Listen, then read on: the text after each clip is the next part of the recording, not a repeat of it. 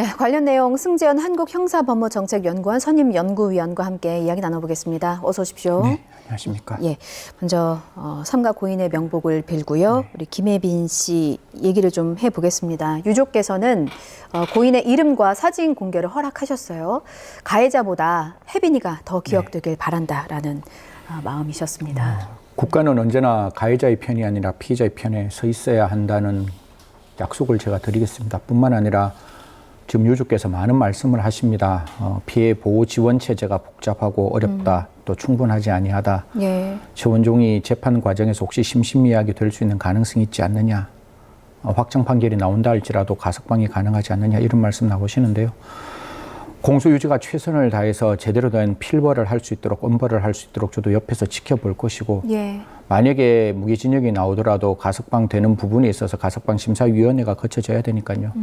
그런 경우에서 가석방 되지 않도록 저도 옆에서 끝까지 지켜볼 것이다. 뿐만 아니라 피해자 보호 지원 체계는 정말 목숨 걸고 그 지원 체계를 확실하게 만들어서 절대로 피해자가 부족하지 않고 완전하고 충분하게 일상을 회복할 수 있도록 만들겠다라는 약속 드리도록 하겠습니다. 예, 알겠습니다.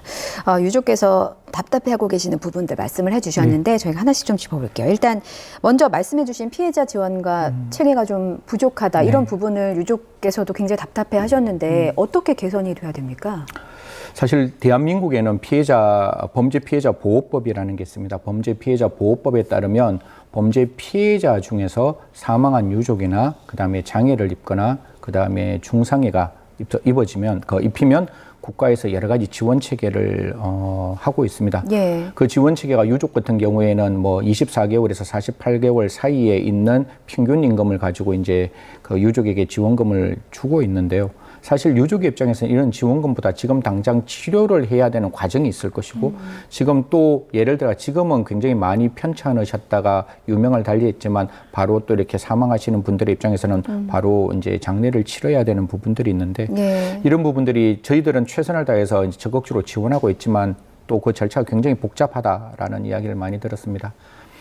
저희 회사 동료분 한 분이 캐나다에서 이제 그 당시에 코로나19 때 무차별 공격을 당했습니다. 그래서 거의 뭐 사경을 헤매다 회복을 했는데 제 캐나다의 법제를 보니까 이러한 어떤 범죄 피해를 입어서 병원에 입원하면 무조건 국가가 일단 그 치료비를 전액 지원하고 나중에 구상권을 행사하더라고요. 지금도 치료비를 국가가 지원한다고 하는데 그 절차가 굉장히 복잡했다 그러는데요.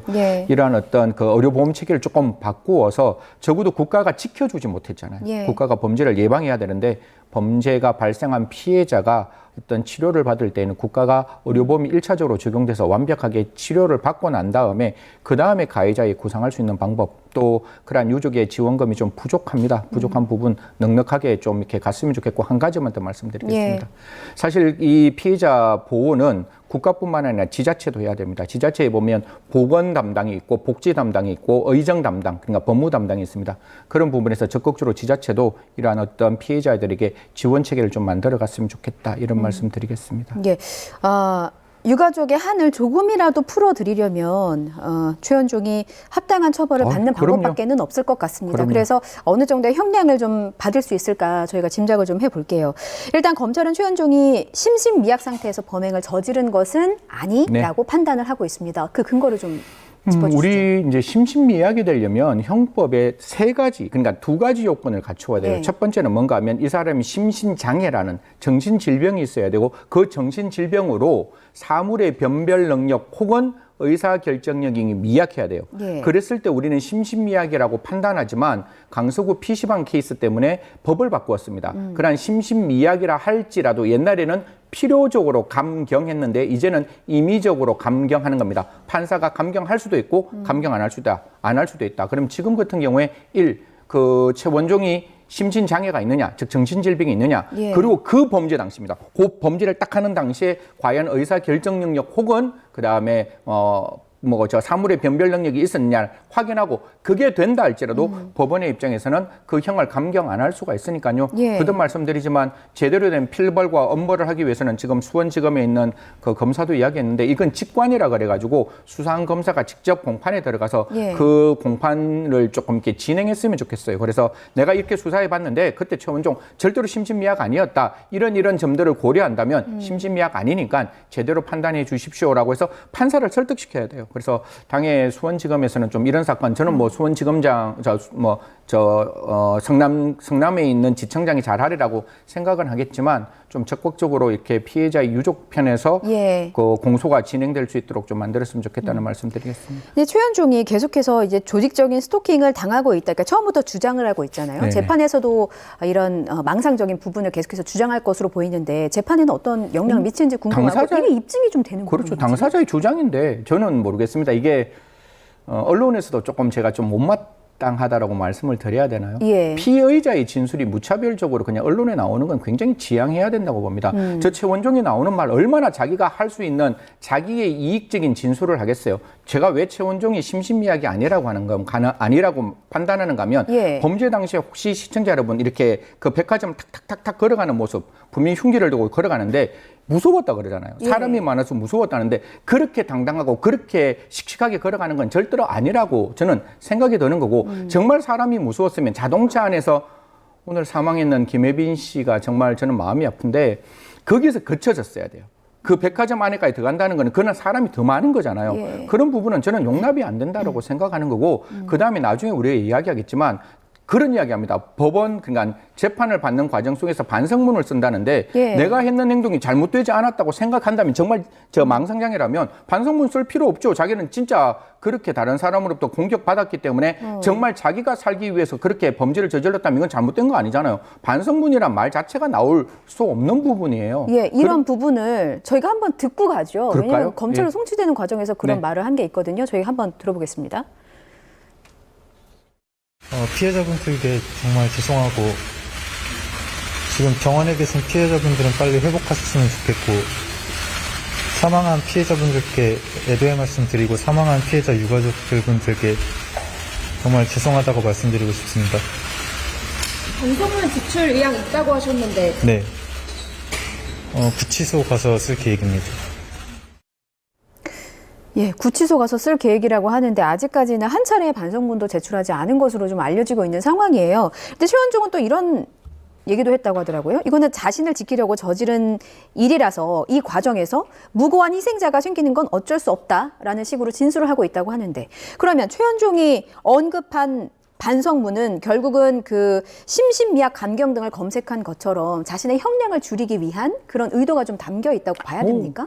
제가 봤을 때 옆에 분명히 변호사가 있었을 것이고 변호사가 있었으면 어떠한 질문이 나오는 걸 대비했을 것이고 그 대비한 질문에 대한 답변이었고 지금 보면 굉장히 이성적 판단을 통해서 이야기를 하는 거잖아요. 정확하게 기자의 질문에 정확한 대답을 하는 걸 보면 지금 검찰이 이야기했듯이 저는 심신미약으로 보기는 좀 어렵지 않느냐. 만약에 심신미약으로 정말로 법원이 봤다 할지라도 저는 이 정도의 시민들에게 흉악한 범죄를 일으킨 사건에 대해서는 예. 법이 옛날에는 필요적 감경이었는데 지금 임의적 감경이라서 저는 감경 안 했으면 좋겠다는 말씀까지 덧붙이도록 하겠습니다. 예.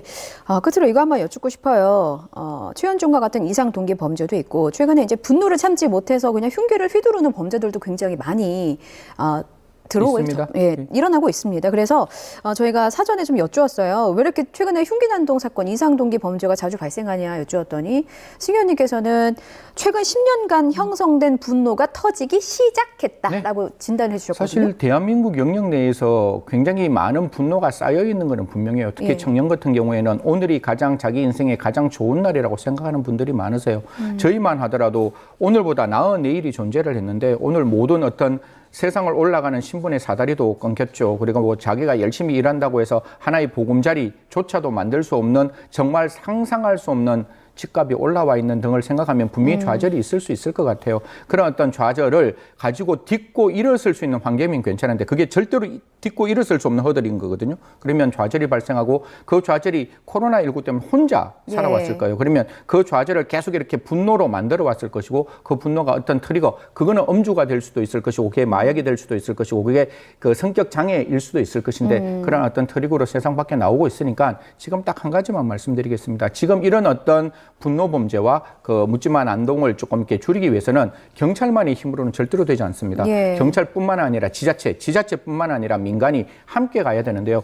요번에 안산시하고 저 경기 남부청하고 이렇게 협업을 했는 게 있는데요. 예. 같이 경찰청은 경찰청이 할 일, 지자체가 하는 지자체가 할 일, 또 민간이 할 일은 민간이 할 일을 정확하게 꼼꼼하게 이렇게 연결을 지어서 24시간 동안 지역 치안을 좀 만들어 갔으면 좋겠다. 지금은 함께 더불어 연대하는 시간이 필요하다는 말씀 드리겠습니다. 예, 지금 여러 승현이뿐만 아니라 여러 전문가들 통해서도 그런 그 원인에 대한 진단이 나오고 있으니까 그에 따른 대책도 곧 갖추어지리라 생각을 해봅니다.